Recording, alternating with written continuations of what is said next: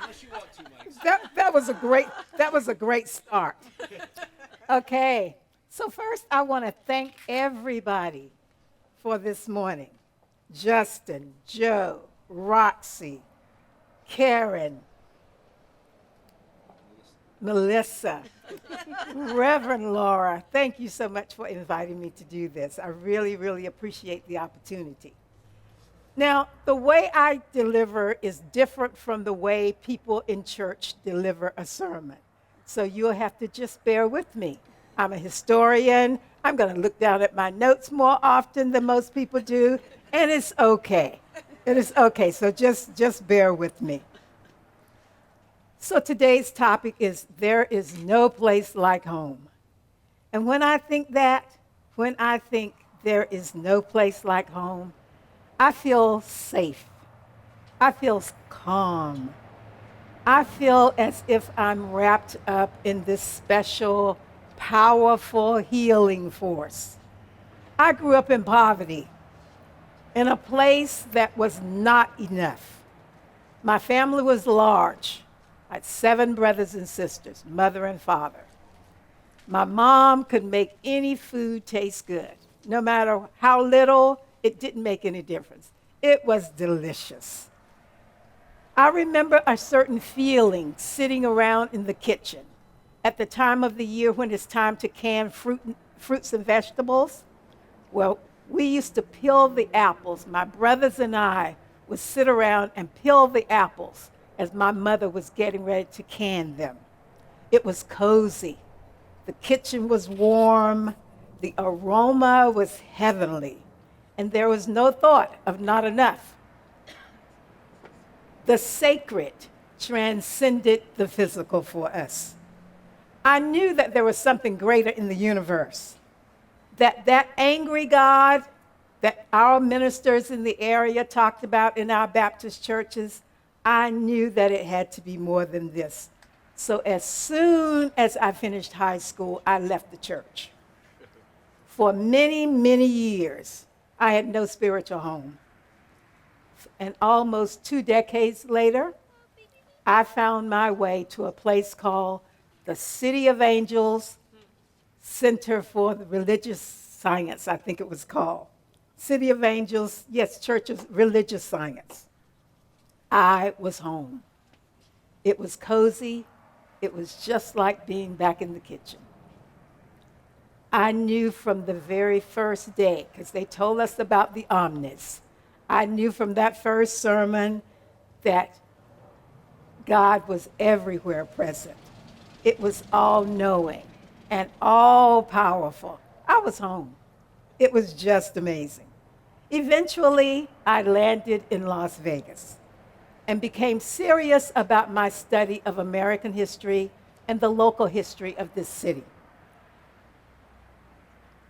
So now it is my passion to take that history and marry it with this philosophy that I'm learning here.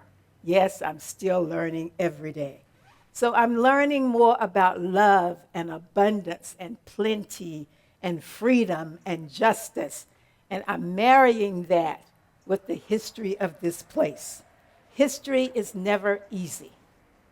Most of the times it is not pleasant. It is not pretty. Seldom is it pretty. While I know that there is no place like this magical city, though, my cup overflows here. It is where I am home. I have chosen this as my home. My faith grows every day because of the relationships, the friendships, my work, my business ventures, and all of the unexpected good that comes into my life, and it just keeps on coming. I go beyond having faith. I go to certainty. I go to this assurance.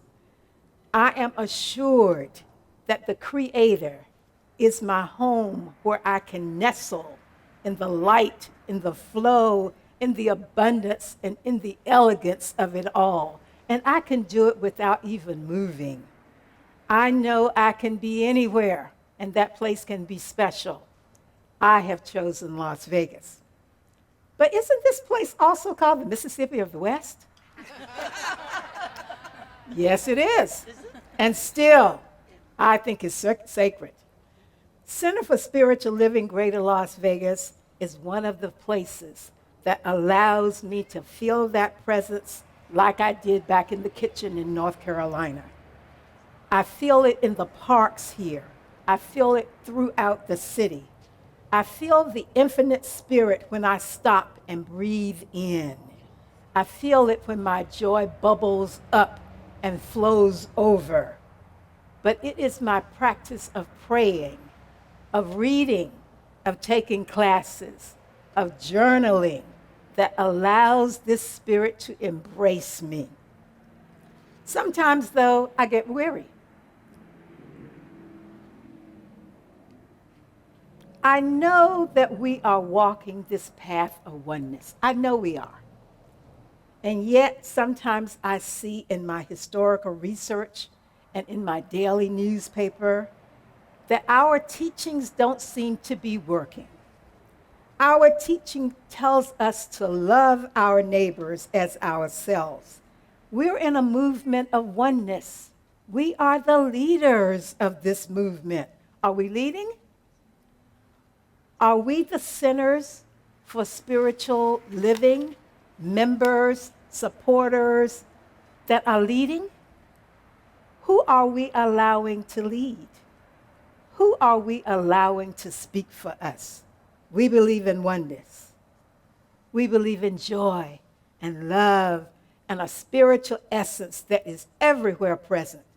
But can we really, really say that we believe that all Muslims and Jews and Arabs and blacks from all corners of the planet, Hispanics, Latinx from all the countries that they come here from, can we really say that they are brothers and sisters? Do we honestly believe without judgment that we are brothers? A few months ago, I was at an event over at Legacy Park. You have to go over with me sometimes. Legacy Park is this new place in the African American community. It's on the west side. It's across the tracks. So it is the place where African Americans had to live from about 1930 till about the end of the 1960s. It is the place in this city that we were allowed to live. That morning, sitting there in Legacy Park with all these people sitting around me who looked just like me, I almost came to tears because I was home. That's how I felt sitting in Legacy Park.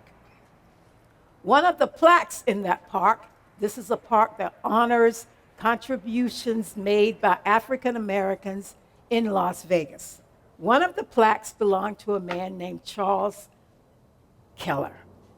Charles Keller was the first African American attorney in Las Vegas. Came here in 1959. Sent here by Thurgood Marshall from the NAACP when the headquarters were in New York. Nevada was one of the states in the Union that did not have any black attorneys as late as 1959. So Marshall asked his friend, Charles Keller, to come to Las Vegas. So he sold all of his real estate holdings in New York, had been a civil rights attorney there for a very, very long time. Came here, went into a bank to make a deposit of a very large cashier's check, and he had to wait for a few minutes. And as he was waiting, the police came in. And the police told him that no black man, and I'm sure they did not say black man, no black man should have that kind of money. So Charles Keller laughed. And he took that laughter, allowed it to rise up within him, and he began his work for this city. He crafted the 1971 consent decree that mandated jobs for blacks in the gaming industry in the front of the house, not just those jobs in the back of the house. He worked for welfare rights reform. He worked for integration of public schools. He made Las Vegas home a livable home for many, many people of color. Now, why do I tell that story now? Why do I continue to go back in history and tell those stories? Because just in February of this year, Morgan Chase, J.P. Morgan, refused in Texas, one of the branches in Texas, refused to cash a check for a woman who had just become an African American doctor. She got a signing bonus of $16,000 from her new employer, and they said the check had to be bogus. So she is now suing J.P. Morgan Chase. So it still happens. This is just not what happened in 1959. It still happens today. I could give you many, many, many examples. So when I say sometimes I grow tired, but I've decided that I'm not going to be tired. I'm just not going to be tired. I am going to allow the anger and the bitterness just drain from me. Whenever I feel it bubbling up, I allow it to drain now. By telling stories like this and hundreds more like this, I want to continue, and I want everybody in my audiences to continue to learn more history, more national history, local history, international history. It is imperative that we do so. I'm done witnessing myself and others saying one thing, and as soon as we leave our physical houses and our meditation sessions, we lose the connection. I'm tired of that. I'm not losing the connection anymore. I am not losing the connection with that mother, father, creator. I'm drained of all excuses. Beginning today, I will tell more stories. And then I will have you remember who we are. We are the children, the adults of an almighty, all-powerful spirit. Our state song is Home Means Nevada. It speaks about the physical beauty of this state, the hills, the mountains, the trails, the wind blowing free. Talks about freedom, and that is the freedom of our true home. That's what our true home allows. There's no place like home.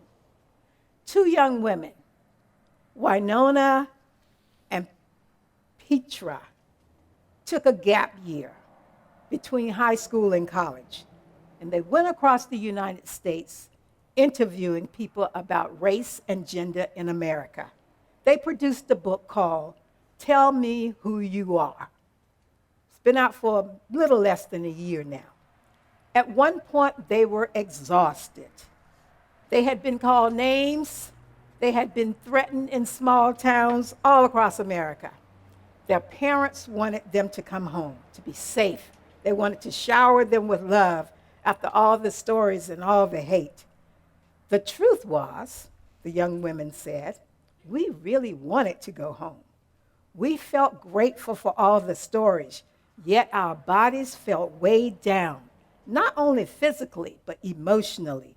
We felt utterly exhausted. On just our fourth day out of a year, we interviewed a Japanese internment camp survivor, then a college student who had lost her entire neighborhood to gentrification, lost her home, then a man whose father had been wrongfully incarcerated.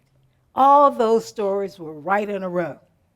We wanted to go home, but we learned the art of self-care, taking care of ourselves and healing ourselves as we went.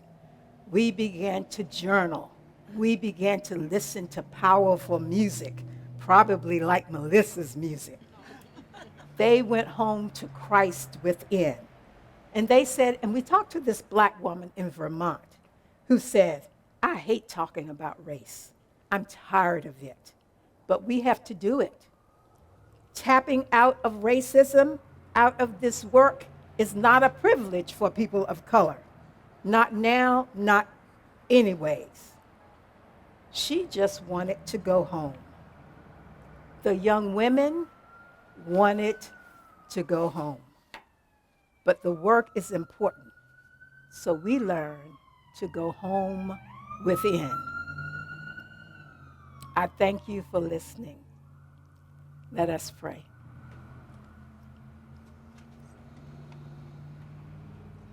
The Holy Spirit is omnipresent, omnipotent, omniscient.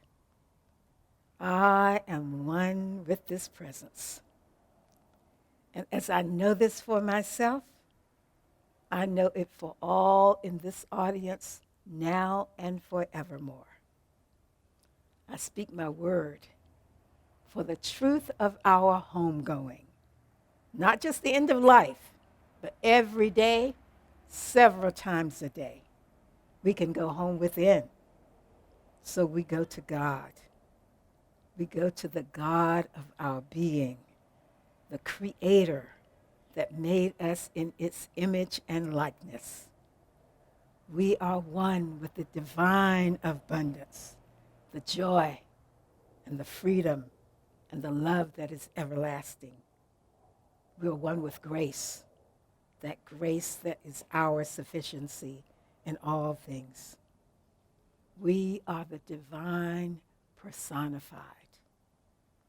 We go home within to that presence that cradle us right now. I am so grateful for this truth, and I release it into the law of the universe. It is done.